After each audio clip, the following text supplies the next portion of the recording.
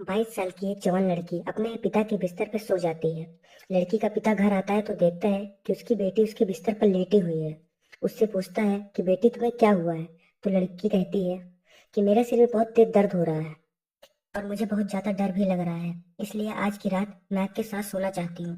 बेटी की बात सुनकर पिता कहता है कोई बात नहीं बेटा, आराम से सो जाओ। फिर वह खाना खाने के लिए किचन में चला जाता है। खाने के बाद थोड़ी बहुत ड्रिंक भी कर लेता है। उसके बाद वो अपने बिस्तर पर आकर लेट जाता है। इस कहानी में आगे कुछ ऐसा होता है जिसे सुनकर आपके भी होश उड़ जाएंगे। अब आप सोचने पर मजबूर हो जाओगे कि पिता और बेटी आखिर ऐसा काम कैसे कर सकते हैं। कहानी शुरू करने से पहले आप सभी से मेरा निवेदन है, अगर आप इस चैनल पर नए हो तो प्लीज चैनल को सब्सक्राइब कर लीजिए। तो दोस्तों कहानी शुरू करते हैं। आज की सच्ची कहानी बिहार के जिले की है। इस जिले के गांव में हरिनारायण नाम का एक आदमी दो बच्चों के साथ रहता था, जिसमें बड़ी जिसमें बड़ी बेटी की उम्र 22 साल और छोटे बेटे की उम्र 12 साल थी। लंबी बीमारी के चलते हरिनारायण की पत्नी का 3 वर्ष पहले देहांत हो चुका था। पत्नी के चले जाने के बाद घर के हालात एकदम खराब हो जाते हैं और उसको घर चलाना भी बहुत मुश्किल हो रहा था। जो पैसे बचा कर रखे थे वह भी सब पत्नी के इलाज में लग जाते हैं। आर्थिक स्थिति दिन ब दिन खराब होती जा रही थी और काफी कर्जा भी हो चुका था। बच्चे भी अपनी माँ की यादों में गुमसुम रहने लगे थे। उन्हें संभालने वाला कोई नहीं था और तो बच्चों के साथ साथ घर को भी संभालना एक मर्द के लिए यह सब करना बहुत ही मुश्किल हो जाता है। और घर के हालात देखकर हरिनारायण पूरी तरह से टूट जाता है। अगर बाहर कमाने जाता है तो बच्चों की पढ़ाई छूट जाती। यदि वह घर पर ही रहता तो फिर घर कैसे चल सकता था। एक दिन उसे ख्याल आया कि उसे अब दूसरी शादी कर लेनी चाहिए। हरिनारायण ने सोचा कि अगर मैं शादी कर लेता हूँ तो घर भी आबाद हो जाएगा और वह भी बाहर कमाने जाएगा। फिर वह अपनी बेटी से कहता है कि बेटी मैं सोच रहा हूँ कि मैं दूसरी शादी कर लूँ। इसमें तुम लोग की देखभाल भी अच्छे से हो जाएगी और मैं बाहर कमाने भी जा सकूंगा। तुम्हारी माँ के चले जाने के बाद जो तुम सब की हालत हो गई है अब मुझसे देखी नहीं जाती। पिता की इन सब बातों को सुनकर बेटी एकदम खामोश हो जाती है। उसकी जुबान से एक शब्द नहीं निकल पाता। हरिनारायण बेटी को समझाते हुए कहता है कि देखो बेटी, अगर मैं कमाने नहीं जाऊंगा तो घर चलाना मुश्किल हो जाएगा और मैं तुम सबको पढ़ा लिखा नहीं पाऊंगा। इतना समझाने के बावजूद वह लड़की खामोश रहती है। हरिनारायण सोचता है कि उसकी बेटी भी दुखी है, फिर किसी और दिन बात करेंगे। उसके बाद में वो वहां से चला जाता है और वह लड़की सोचने लगती है जब उसके पिता शादी कर लेंगे, जो सौतेली माँ आएगी वो अच्छी नहीं होती। उसने यह भी सुना था और अपनी आंखों से देखा भी था। वह यही सोच रही थी। उसके पिता अभी बच्चों से बहुत प्यार करते हैं, शादी के बाद वो भी बदल जाएंगे तो सौतेली माँ हमारे ऊपर बहुत अत्याचार करेगी और पापा भी उसी का साथ दिया करेंगे। उस दिन वह लड़की रात भर ना सो सकी और पूरी रात ये सब सोचती रही। जब लड़की अगले दिन कॉलेज जाती है तो उसे रास्ते में एक सहेली मिल जाती है जो उसके साथ उसके कॉलेज में ही पढ़ा करती थी। फिर वह लड़की अपनी सहेली से सारी बातें बता देती है जो उसके पिता अपनी शादी के बारे में उससे कही थी। उसकी सहेली कहती है कि बहुत गलत होने वाला है तुम लोगों के साथ। अगर तुम्हारे पापा ने शादी कर ली तो तुम्हारे ऊपर बहुत बड़ी मुसीबत आ जाएगी। सौतेली माँ के बारे में तो तुमने सुना ही होगा, वह किस किस तरह की होती है। अगर तुम्हारे पापा यह शादी तुम लोग के लिए नहीं कर रहे हैं, वह तो सिर्फ अपने शारीरिक सुख के लिए कर रहे हैं। उन्हें तो बस अपने लिए एक जीवन साथी चाहिए जो उनकी जिस्मानी इच्छा पूरी कर सके। तुम्हारे पापा को जिस्मानी इच्छा बहुत परेशान कर रही है, इसी वजह से वो शादी करना चाहते हैं। तुम तुमको यह मत सोच तुम तुम यह मत सोचना कि यह शादी वो तुम्हारे लिए कर रहे हैं। उन्हें तो बस अपनी इच्छाओं को पूरा करने के लिए एक जिस्म चाहिए। तो वह लड़की अपनी सहेली की बात सुनकर बहुत परेशान हो जाती है और उसे लगता है कि उसके पापा शादी करके ही मानेंगे। फिर उसकी सहेली उससे कहती है कि मेरे पास एक आइडिया है, अगर तुम कर सको। फिर उसकी सहेली कहती है कि मेरे पास एक आइडिया है, अगर तुम कर सको। तो वह लड़की कहने लगती है ठीक है, मैं अपने भाई बहनों के लिए कुछ भी कर सकती हूँ। उसकी सहेली कहने लगी कि तुम्हारे पापा को सिर्फ जिस्म चाहिए, अगर तुम अब अपने पापा के साथ संबंध बना सको तो फिर उन्हें शादी करने की जरूरत नहीं पड़ेगी। वह कभी भी शादी के लिए नहीं कहेंगे। फिर वह लड़की इस बात पे गहराई से सोचने लगती है और इस नतीजे पर पहुंचती है कि चाहे फिर जो कुछ भी करना पड़े, मगर वह अपने भाई बहनों को बर्बाद होता नहीं देख सकती। अब उस लड़की ने ठान लिया था कि उसे किसी भी कीमत पर अपने पिता की शादी नहीं होने देना। कॉलेज से आते आते उसे शाम हो गई और वह कॉलेज के बाद अपनी सहेली से काफी देर तक बात कर रही थी। फिर वह घर आकर खाना बनाने लग जाती है। भाई बहनों को खिला पिलाकर उन्हें अपने कमरे में सोने भेज देती है।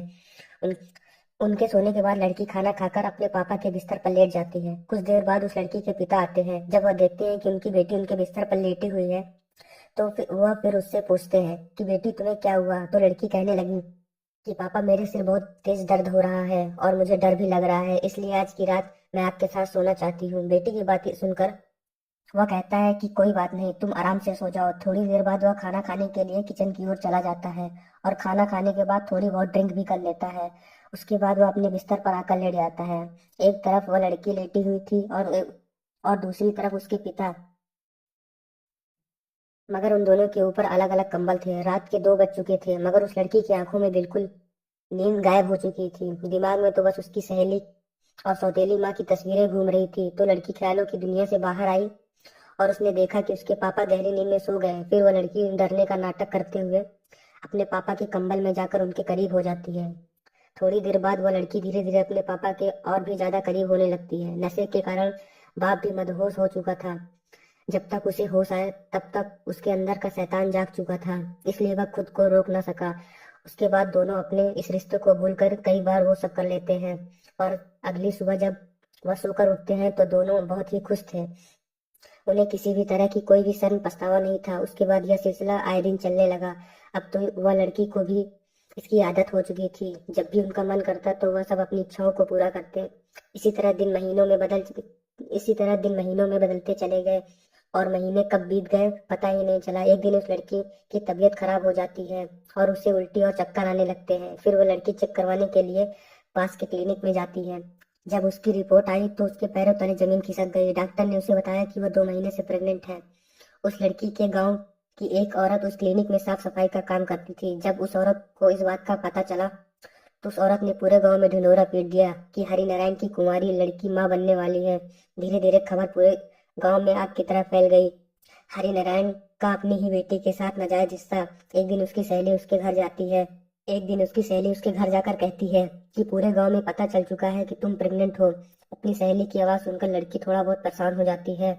उसे कुछ भी समझ नहीं आ रहा था वह क्या करे। वो सोच रही थी अब तो उसके पिता की बहुत बदनामी हो जाएगी, वो भी किसी को मुंह दिखाने लायक नहीं रहेगी। एक दिन शाम के वक्त लड़की मार्केट से कुछ सामान लेने चली जाती है तो रास्ते में उसे मोहल्ले के कुछ लड़के छेड़ने लग जाते हैं और अजीब अजीब बातें करके उसको परेशान करने लगते हैं। उसका बहुत ही मजाक उड़ाते हैं। वह लड़की बहुत ही शर्मिंदा हो जाती है और सामान खरीद कर घर वापस आ जाती है। घर आने के बाद वह लड़की रात का खाना बनाने लगती है। अपने भाई बहनों और पिता को खाना खिलाकर वह अपने रूम में चली जाती है।